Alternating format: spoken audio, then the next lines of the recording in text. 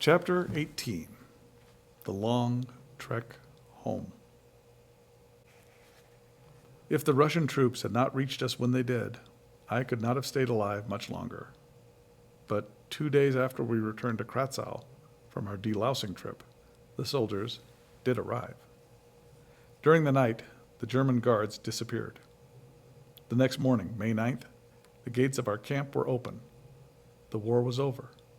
We were free. Never had the lilies of the valley been more beautiful than they were that day. I walked out of the gate of the women's labor camp and threw myself into a large field of those dainty little flowers, kissing as many of them as I could.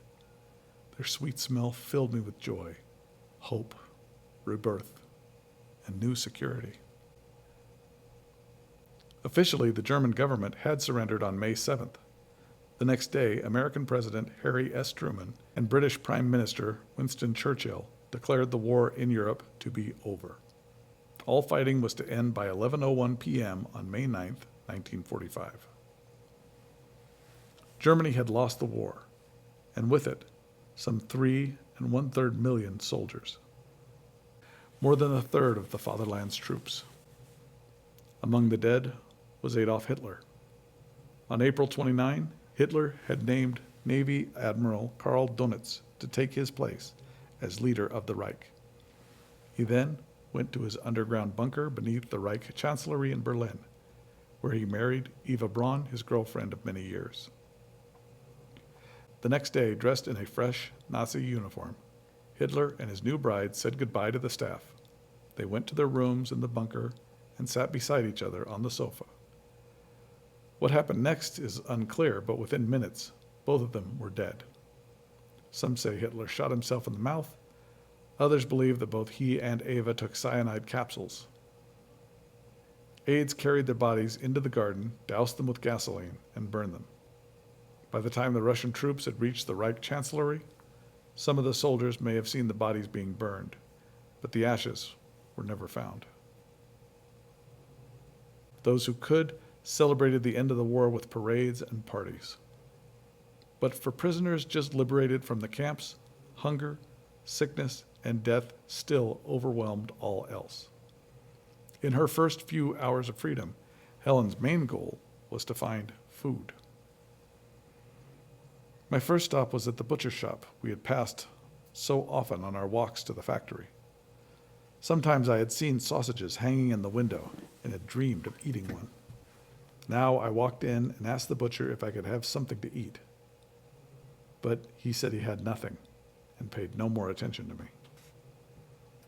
I continued on into the center of the village. A Russian soldier was standing on the sidewalk, a piece of dark bread in his right hand and a roasted leg of chicken in the other. Almost in a trance, I walked straight up to him, pointing to my stomach and my mouth. There was no need for words. I weighed only 70 pounds. The soldier gave me all he had to eat. It tasted delicious, but during the night I got very sick. The food had been too rich for a beginning. Finding food was only one of the problems. Locating missing family members or getting news of them was another great worry. In Germany alone, the war had made widows of more than 1 million women. In addition, 60,000 German children became orphans. Because much of Europe lay in rubble, news traveled slowly. So did people. Across the continent, train tracks and roads were nearly impassable. Yet the urge of people to find their families helped them overcome these obstacles. Although she had no idea what part of Czechoslovakia she was in, Helen was anxious to start home. I was as impatient and independent as I had been before the war, only now I was not thinking clearly. Never considering my frail condition, I just decided to leave. Becky, a 16-year-old from Amsterdam, whom I had hardly known in camp, suddenly insisted on going with me.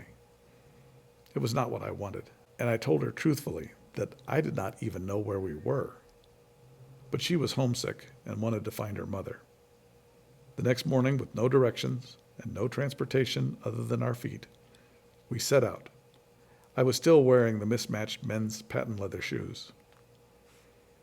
Krakow was the name the Germans had given the village of Krastava. It was located on the very northern tip of the Sudetenland, where Czechoslovakia meets Germany and Poland. To get back home to Holland, Helen would have to travel completely across Germany, a distance of more than 600 miles. She did not yet realize that much of Central Europe had been destroyed by bombs. Cities and towns were piles of broken concrete, twisted steel, and charred wood. There was no electricity. Roads had been destroyed and bridges blown up. Everywhere, displaced people were on the road, trying to get back to their homes and families. Helen and Becky were part of the largest population movement ever to take place in Europe. The first night, a local woman offered them shelter. Also staying in her home was a woman who had worked as an SS guard at a camp near Krakow. The woman was scared. She knew the Russians would give no mercy to any Germans they found. Assuming that Helen and Becky had made friends with the Russian liberators, the woman begged them not to tell the soldiers about her past in the SS. How stupid was this woman, Helen wondered. Had it never occurred to her that neither she nor Becky spoke a single word of Russian and could not have talked to the soldiers if they had wanted? The next morning, Helen learned that a train might be leaving in a couple of days. Where it was going, she didn't care, as long as it was headed west. She and Becky would be on that train. The fact that they had no money made no difference. I was prepared to beg or steal whatever was necessary to survive. Right or wrong, I made everybody else responsible for helping me, and I did not hesitate to make my needs known. I had learned that if I wanted to live, this was the only way. Becky and I shared everything, the highs and the lows, the corners for sleeping, and every bit of food we could beg or steal. We also shared the ever-present lice that stayed with us long after Krakow. In this way, moving from one train to another, they made their way slowly across Europe. By May 20th, they had covered about 80 miles. It wasn't a great distance, but it was a start, and they were still headed west. Near the Czech city of Pilsen, they found their first camp for displaced persons set up by the American Army. Already some 400 people had gathered here. There were no beds, but those who arrived were given blankets and could sleep on the floor of the gymnasium. At the camp, Helen and Becky signed their names and home addresses on a long list of displaced persons. This information was sent to cities all over Europe. By checking the lists, relatives and friends could learn that their loved ones were alive. Next, the camp doctor gave everyone a physical exam. Since Helen and Becky had been near starvation, he ordered double portions of food be given to them each day. Our extra food portions nearly caused a riot. Most of the people in this DP camp, although not Jews, had been forced to work as slaves for the Nazis. None of them were well fed, but they were not as near starvation as we were. Yet when they saw us getting extra food, it made them furious. Many began shouting anti-Semitic remarks.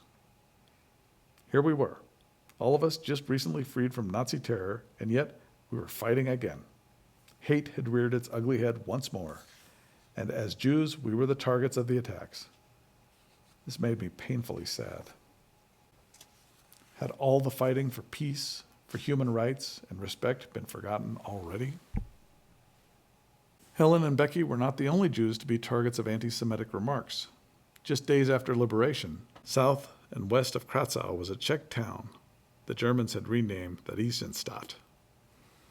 Beginning October 1941, nearly 140,000 Jews from across Europe were shipped here. It was one of the worst Nazi ghettos.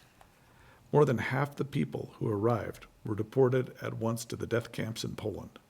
Another quarter died in the ghetto of disease or starvation. By May 8, 1945, when Russian soldiers liberated Theresienstadt, they found 17,000 Jews still alive. Among them were 15-year-old Ben Helfgott and his cousin Gershon. Having barely survived the horror of the ghetto, the boys were overjoyed to be free. As they crossed the border heading home to Poland, they were stopped by two policemen who ordered them to come to the station. Believing that now they were free, they had nothing to fear. The boys obeyed the police and followed them to a dark, desolate section of town. There, the officers pulled pistols from their belts and forced the boys up against a wall, shouting filthy, anti-Semitic remarks at them. Terrified that they were about to die, Ben pleaded with the police to spare them.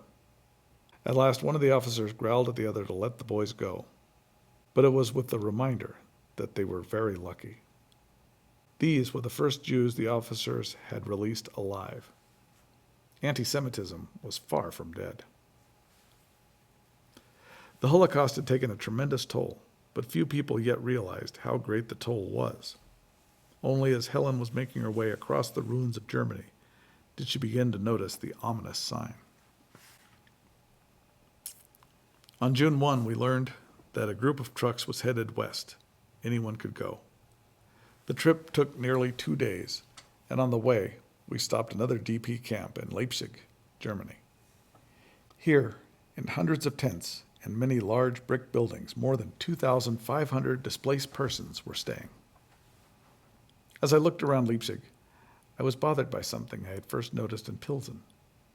We were surrounded by hundreds, even thousands of people, and yet I could find few Jews. In the whole of this huge crowd of Leipzig, I saw no more than 30. What Helen did not yet know was that nearly 6 million European Jews had died in the Holocaust. Poland and the Soviet countries suffered the greatest losses. 4,565,000 Jews dead. But deaths in other major European countries were also high. Hungary, 300,000. Czechoslovakia, 277,000. Romania, 264,000. Germany, 125,000. Holland, 106,000. In 10 other countries of Europe, a total of more than 300,000 Jews were killed. Hitler had won the war against the Jews. His plan of genocide nearly had been successful. With increasing fear and concern about the absence of Jews, Helen headed west, toward Holland, toward Doris, toward what she hoped was left of her family and friends. In Leipzig, I had heard that a train would be leaving on June 6 for the Dutch border. Any Dutch citizen could go. Only Becky knew that although I had come from Holland, I was not a Dutch citizen. But I was determined to be on this train. As we boarded, I noticed again that we were the only Jews. The distance to Holland was not great. Under normal conditions, it should have taken no more than 10 to 12 hours. But because the land was so torn up, it was late in the evening, 4 days later, when we finally arrived. We were taken to a DP registration center where Dutch officials asked us questions. I answered truthfully that I had been a German citizen, but I had fled to Amsterdam to escape the Nazis in 1934, and thus lost my citizenship. At this moment, the unexpected happened. Becky, who was Dutch, bent over to the man and said, "This woman is a moth," the most hateful word the Dutch can use to describe a German. "She is an enemy of our country." What prompted Becky to do this, I will never know. And what happened to her from there on, I do not know either.